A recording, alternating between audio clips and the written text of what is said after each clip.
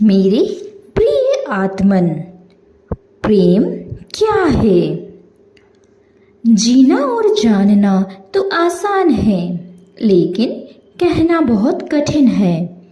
जैसे कोई मछली से पूछे कि सागर क्या है, तो मछली कह सकती है, यह है सागर, यह रहा, चारों तरफ वही है। लेकिन कोई पूछे कि कहो क्या है, बताओ मत, तो बहुत कठिन हो जाएगा मछली को। आदमी के जीवन में भी जो श्रेष्ठ है, सुंदर है और सत्य है, उसे जिया जा सकता है, जाना जा सकता है, हुआ जा सकता है, लेकिन कहना बहुत मुश्किल है। और दुर्घटना और दुर्भाग्य यह है कि जिसमें जिया जाना चाहिए, जिसमें हुआ जाना चाहिए, उसके संबंध में मनुष्य जाति 5-6 हजार वर्ष से केवल बातें कर रही है। प्रेम की बात चल रही है, प्रेम के गीत गाए जा रहे हैं, प्रेम के भजन गाए जा रहे हैं, और प्रेम का मनुष्य के जीवन में कोई स्थान नहीं है। अगर आदमी के भीतर खोजने जाएं तो प्रेम से ज़्यादा असत्य शब्द दूसरा नहीं मिलेगा। और जिन लोगों ने प्रेम को असत्य सिद्ध कर दिया है और जिन्होंने प्रेम की समस्त धाराओं को अवरुद्ध कर दिया है, और बड़ा दुर्भाग्य यह है कि लोग समझते हैं वे ही प्रेम के जन्मदाता भी हैं। धर्म प्रेम की बातें करता है, लेकिन आज तक जिस प्रकार का धर्म मनुष्य जाति के ऊपर दुर्भाग्य की भांति छाया हुआ है, उस धर्म ने ही मनुष्य के जीवन से प्रेम के सारे द्वार बंद कर दिए हैं। और ना इस संबंध में पूरब और पश्चिम में कोई फर्क है, ना हिंदुस्तान में और ना अमेरिका में कोई फर्क है। मनुष्य के जीवन में प्रेम की धारा प्रकट ही नहीं हो पाई, और नहीं हो पाई तो हम दोष देते हैं कि मनुष्य ही बुरा है, इसलिए नहीं प्रकट हो पाई। हम दोष देते हैं कि यह मन ही जहर है, इसलिए प्रकट नहीं हो पाई। मन जहर नहीं है, और जो लोग मन को जहर कहते रहते हैं, इन्होंने ही प्रेम को जहरीला कर दिया, प्रेम को प्रकट नहीं होने दिया है। मन जहर कैसे हो सकता है? इस जगत में कुछ भी जहर नहीं है। परमात्मा के इस सारे उपकर्म में कुछ भी विष नहीं है, सब अमृत है। लेकिन आदमी ने सारे अमृत को जहर कर लिया है, और इस जहर करने में शिक्षक, साधु संत और तथाकथित धार्मिक लोगों का सबसे ज्यादा हाथ है। इस बात को थोड़ा समझ लेना जरूरी है, क्योंकि अगर यह बात दिखाई ना पड़े तो मनुष्य के जीवन में कभी भी प्रेम भविष्य में नहीं हो सकेगा। क्योंकि जिन कारणों से प्रेम नहीं पैदा हो सका है, उन्हीं कारणों को हम प्रेम प्रकट करने के आधार और कारण बना रहे हैं।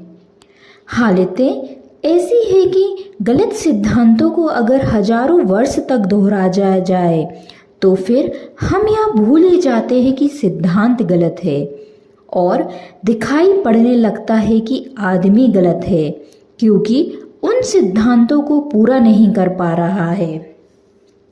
मैंने सुना है एक सम्राट के महल के नीचे से एक पंखा बेचने वाला गुजरता था और जोर से चिल्ला रहा था कि अनूठे और अद्भुत पंखे मैंने निर्मित किए हैं।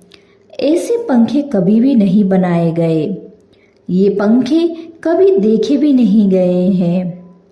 सम्राट ने खिड़की से झांक कर देखा कि कौन है जो अनूठे पंखे ले आया है।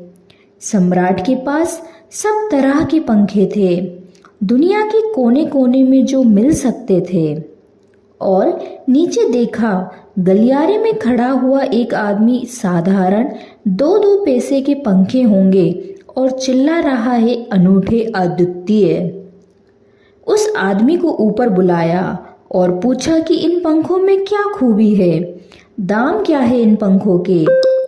उस पंखे वाले ने कहा कि महाराज, दाम ज़्यादा नहीं है, पंखे को देखते हुए दाम बहुत कम है, सिर्फ 100 रुपये का पंखा है। सम्राट ने कहा, 100 रुपये?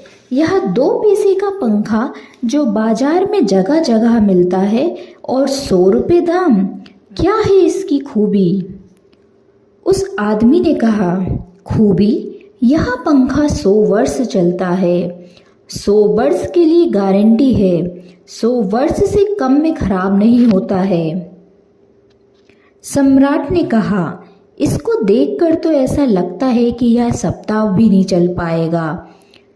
धोखा देने की कोशिश कर रहे हो, सरासर बेईमानी, और वह भी सम्राट के सामने।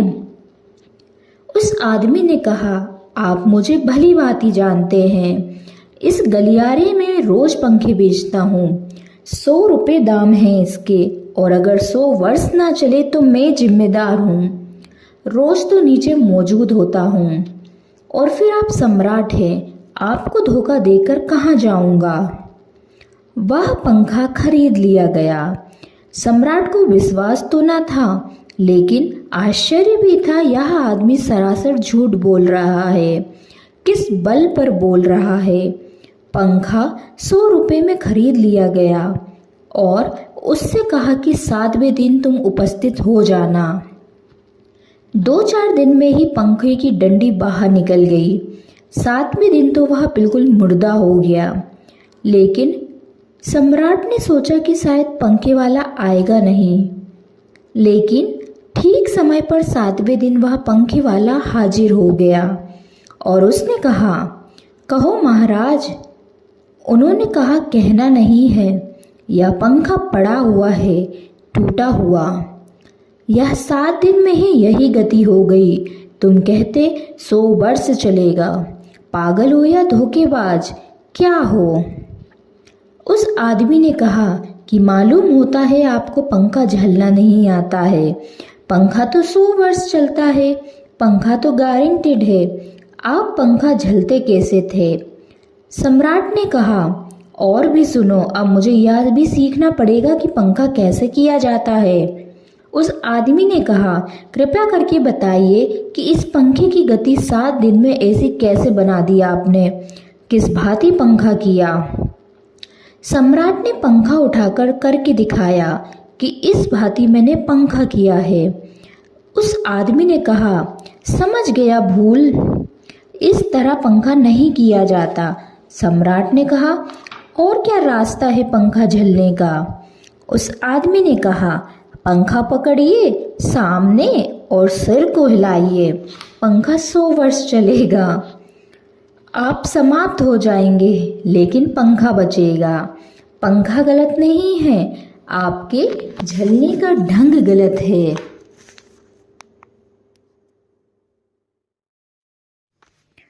यह आदमी पैदा हुआ है 5-6 हजार या 10,000 वर्ष की संस्कृति का यह आदमी फल है। लेकिन संस्कृति गलत नहीं है, यह आदमी गलत है। आदमी मरता जा रहा है रोज, और संस्कृति की दुहाई चलती चली जाती है कि महान संस्कृति, महान धर्म, महान सब कुछ, और उसका यह फल है आदमी। उसी संस्कृति से गुजरा है और यह परिणाम है उसका। लेकिन नहीं, आदमी गलत है और आदमी को बदलना चाहिए अपने को। और कोई कहने की हिम्मत नहीं उठाता कि कहीं ऐसा तो नहीं है कि 10,000 वर्षों में जो संस्कृति और धर्म आदमी को प्रेम से नहीं भर पाए, वह संस्कृति और धर्म गलत हो। और अगर 10,000 वर्षों में आदमी प्रेम से नहीं भर पाया, तो आगे कोई संभावना है इसी धर्म और इसी संस्कृति के आधार पर कि आदमी कभी प्रेम से भर जाए। 10,000 वर्षों में जो नहीं हो पाया, वह आगे भी 10,000 वर्षों में होने वाला नहीं है, क्योंकि आदमी यही है, कल भी यही होगा आदमी। आदमी हमेशा से यही है और हमेशा यही होगा। और संस्कृति और धर्म जिनके हम नारे दिए चले जाते हैं और संतों और महात्माओं की जिनकी दुहाइयां दिए चले जाते हैं, सोचने के लिए हम तैयार नहीं हैं कि कहीं हमारे बुनियादी चिंतन की दिशा ही तो गलत नहीं है। मैं कहना चाहता हूं कि वह गलत है और गलत का सबूत है यह आदमी। और क्या सबूत होता है? एक बीज को हम बोएं और फल जहरीले और कड़वे हों तो क्या सिद्ध होता है? सिद्ध होता है कि वह बीज जहरीला और कड़वा रहा होगा। हालांकि बीज में तो पता लगाना मुश्किल है कि उससे जो फल पैदा होंगे वे कड़वे पैदा होंगे कि नहीं। बीज में जो खोजबीन नहीं की जा सकती। बीज को तोड़ो फोड़ो, कोई पता नहीं चल सकता कि इससे जो फल पैदा होंगे वे कड़वे होंगे। बीज को बो 100 वर्ष लग जाएंगे, वृक्ष होगा, बड़ा होगा, आकाश में फैलेगा, तब फल आएंगे और तब पता चलेगा कि वे कड़वे हैं। 10,000 वर्ष में संस्कृति और धर्म के जो बीज बोए गए हैं, यह आदमी उसका फल है और यह कड़वा है और घृणा से भरा हुआ है। लेकिन उसी की दुहाई दिए चले जाते हैं और हम सोचते हैं कि उससे प्रेम हो जाएगा। मैं आपसे कहना चाहता हूँ, उससे प्रेम नहीं हो सकता, क्योंकि प्रेम के पैदा होने की जो बुनियादी संभावना है, धर्मों ने उसकी ही हत्या कर दी है और उसमें ही जहर घोल दिया है। मनुष्य से भी ज्यादा प्रेम पशु और पक्षियों में और पौधों में दिखाई पड़ता है, जिनके पास ना कोई संस्कृति है ना कोई धर्म है। संस्कृत और सुसंस्कृत और सभ्य मनुष्यों की बजाय असभ्य और जंगल के आदमी में ज्यादा प्रेम दिखाई पड़ता है, जिसके पास ना कोई विकसित धर्म है, ना कोई सभ्यता, ना कोई संस्कृति है।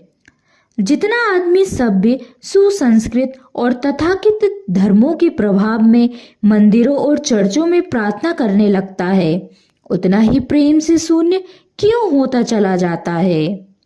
जरूर कुछ कारण हैं और 2 कारणों पर मैं विचार करना चाहता हूँ, मगर वे ख्याल में आ जाए तो प्रेम के अवरुद्ध स्रोत टूट सकते हैं और प्रेम की गंगा बह सकती है। वह हर आदमी के भीतर है, उसे कहीं से लाना नहीं है। प्रेम कोई ऐसी बात नहीं है कहीं खोजने जाना है उसे। वह प्राणों की प्यास है हर एक के भीतर, वह प्राणों की सुगंध है प्रत्येक के भीतर, लेकिन चारों तरफ से परकोटा है उसके और वह प्रकट नहीं हो पाती। सब तरफ पत्थर की दीवार है और वे झरने नहीं फूट पाते। तो प्रेम की खोज और प्रेम की साधना कोई पॉजिटिव, कोई विधायक खोज और साधना नहीं है। हम जाएं और कहीं प्रेम सीख लें। एक मूर्तिकार एक पत्थर को तोड़ रहा था। कोई देखने गया था कि मूर्ति कैसे बनाई जाती है।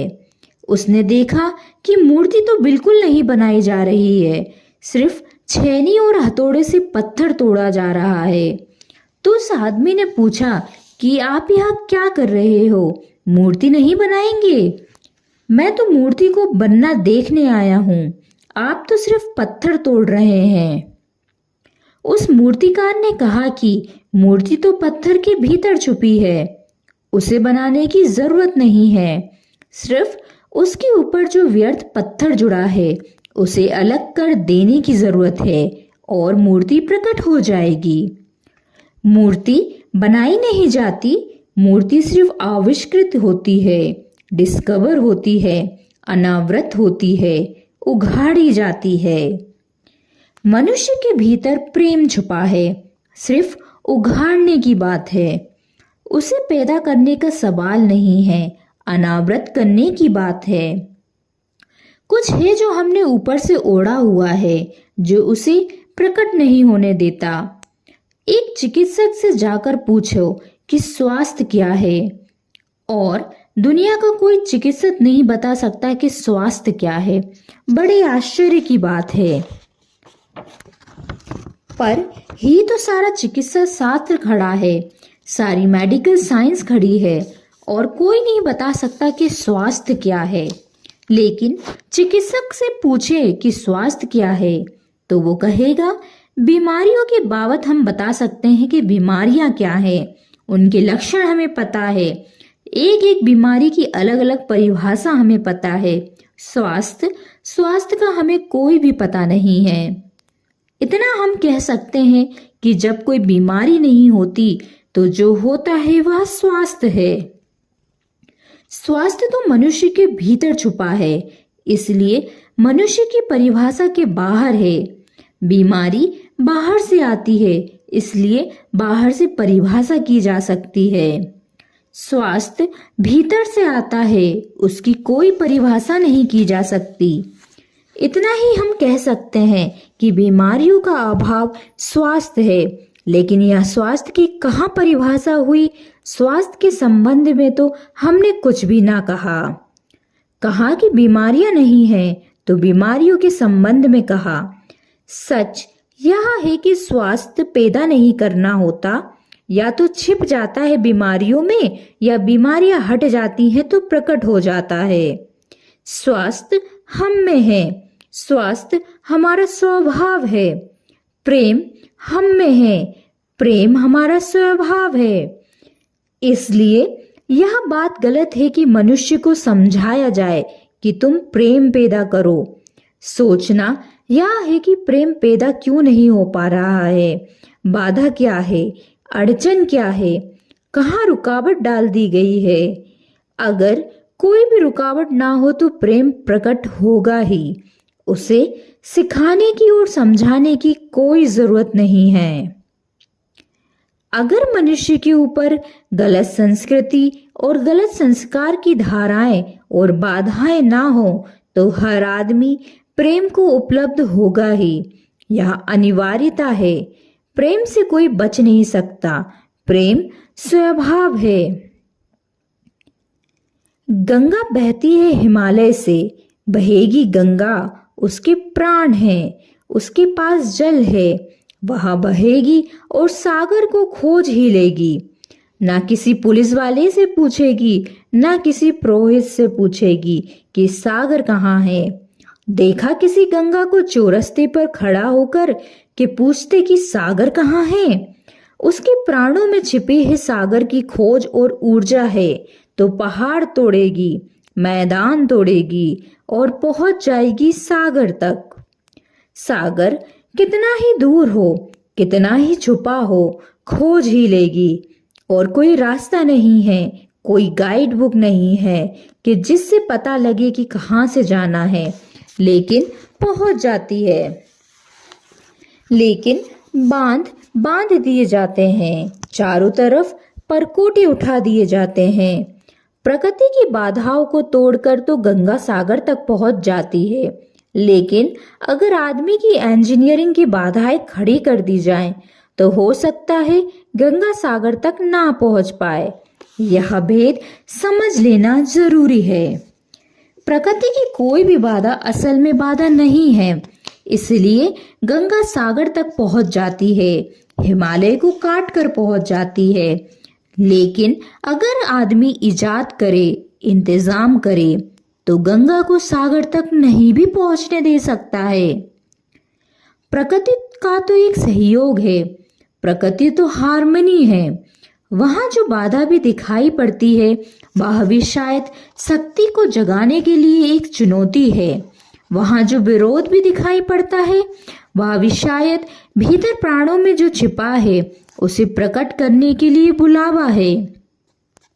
वहां शायद कोई बाधा नहीं है, वहां हम बीज को दबाते हैं। जमीन में दिखाई पड़ता है कि जमीन की एक परत बीज के ऊपर पड़ी है, बाधा दे रही है, लेकिन वह बाधा नहीं दे रही। अगर वह परत ना होगी तो बीज अंकुरित भी नहीं हो पाएगा। ऐसा दिखाई पड़ता है कि एक परत जमीन के बीज को नीचे दबा रही है, लेकिन वह परत दबा इसलिए रही है ताकि बीज दबे, गले और टूट जाए और अंकुरित बन जाए। ऊपर से दिखाई पड़ता है कि वह जमीन बाधा दे रही है, लेकिन वह जमीन मित्र है और सहयोग कर रही है बीज को प्रकट करने में। प्रकृति तो एक हारमनी है, एक संगीतपूर्ण लयबद्धता है।